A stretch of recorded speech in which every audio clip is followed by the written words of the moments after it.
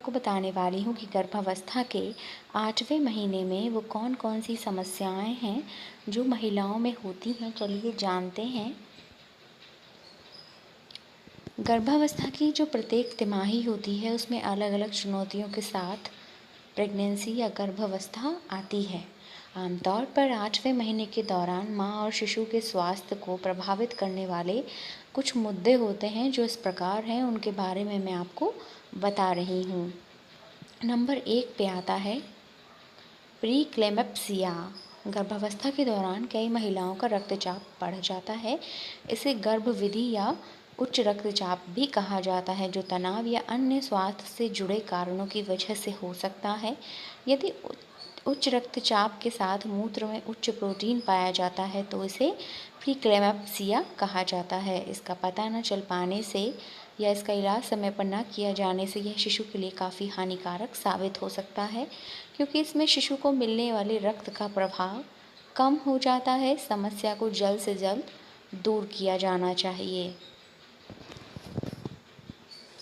अपरिपक्व जन्म, pre term birth. 8वें महीने में प्रसव जोखिम कारक होता है, क्योंकि कुछ शिशु सिर नीचे की ओर होने की स्थिति में आ जाते हैं और पूर्ण अवधि से पहले ही जन्म के लिए तैयार हो जाते हैं।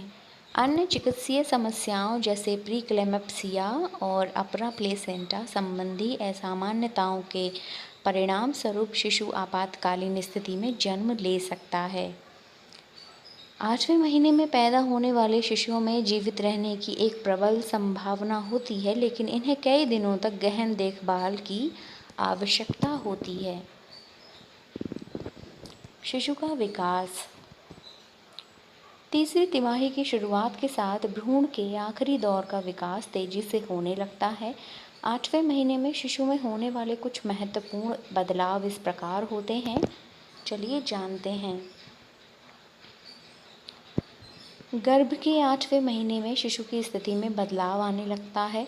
मतलब शिशु घूमते हुए श्रोणि की हड्डियों के बीच बनी गुहा कैविटी के अंदर अपना सिर स्थापित कर लेता है। यह योनि प्रसव के लिए शिशु द्वारा तैयार की दिशा में एक बहुत महत्वपूर्ण कदम है। एक बार जब शिशु का सिर की ओर हो जाता है तो वह एमनियोटिक द्रव में घूमना बंद कर देता है और प्रसव होने तक ऐसी स्थिति में ही रहता है। शिशु के मस्तिष्क में तंत्रिकाएं तेजी से जुड़ने लगती हैं और शिशु का मस्तिष्क गर्भ के बाहर से ध्वनि प्रकाश को पहचानना शुरू कर देता है। इस महीने में शिशु का वजन और लंबाई भी काफ़ी बढ़ती है। शिशु के मस्तिष्क में तंत्रिकाएं तेजी से जुड़ने लगती हैं और शिशु का मस्तिष्क गर्भ के बाहर से ध्वनि प्रकाश को पहचानना शुरू कर देता है। इस महीने में शिशु का वजन और लंबाई भी काफ़ी बढ़ती है। स्थान की कमी के कारण सिर को स्थापित करने से पहले ही शिशु का हिलना डुलना बहुत सीमित हो जाता है। प्रत्येक जांच के दौरान मापा जाने वाला एमनियोटिक फ्लूइड का स्तर कम होने लगता है, जो शिशु के गुर्दे के विकास का संकेत होता है। इस महीने के दौरान शिशु के जननांगों का विकास होता है। यदि शिशु लड़का है तो उसके अंडकोश और यदि लड़की है तो योनि का विस्थापन इस दौरान होता है। पहली और दूसरी तिमाही के दौरान शिशु की त्वचा को ढकने वाले नरम बाल गिरने लगते हैं और त्वचा परिपक्व होने लगती है। क्या करें और क्या ना करें, इस पर भी बात कर लेते हैं। आपको यहाँ बताया गया है कि इस पड़ाव पर आपको क्या करना है और क्या नहीं करना है। साथ ही 8वें महीने में आपको किस तरीके से देखभाल और सावधानी बरतनी है उस पर हम बात करेंगे। प्रसंस्कृत भोजन या जंक फूड बिल्कुल भी ना खाएं। यह आपकी अपच और सीने में जलन को बढ़ा सकता है। नियमित रूप से अपनी विटामिन और खनिज की खुराक लेना ना भूलें और डॉक्टर से सलाह लें हर किसी चीज़ के बारे में, और किसी भी योग मुद्रा या व्यायाम का प्रयास ना करें जब तक कि आपका डॉक्टर आपको सलाह ना दे। प्रसव या प्रसव पीड़ा को लेकर अपने आप को किसी प्रकार का तनाव ना दें। समय आने पर ही उसके बारे में सोचें। समय से पहले बहुत ज़्यादा तनाव और उसके आपके स्वास्थ्य को अनावश्यक रूप से प्रभावित कर सकता है।